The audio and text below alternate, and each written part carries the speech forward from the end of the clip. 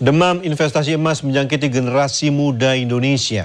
Para remaja generasi Z atau Gen Z kini mulai melirik emas sebagai bagian instrumen investasi selain saham.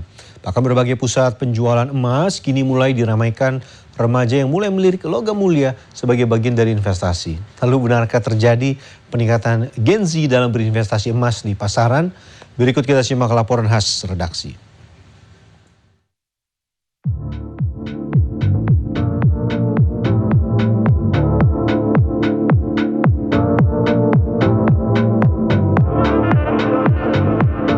Kenaikan harga emas 2 tahun terakhir membuat Rian Nugraha semakin yakin untuk mengoleksi logam mulia.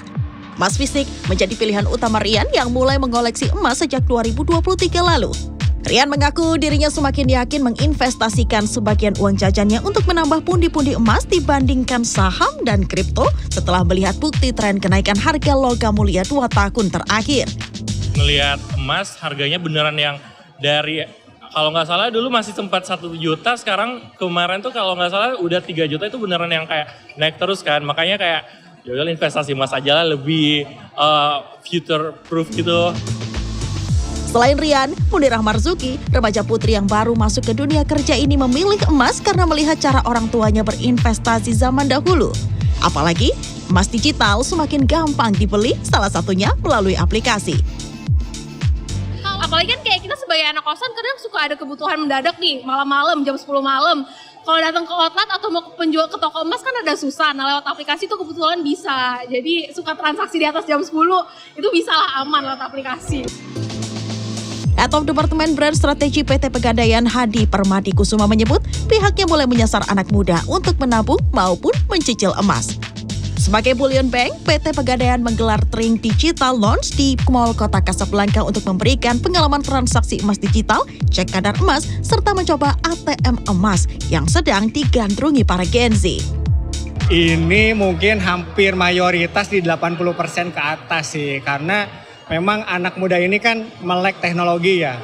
Jadi di sini kita memperkenalkan Trink, karena Trink ini kita kemarin launching di Oktober 2025. Nah dari situ ada beberapa kemudahan-kemudahan, salah satunya adalah membantu para generasi Z, gitu, para anak-anak muda ini untuk mulai melek investasi emas.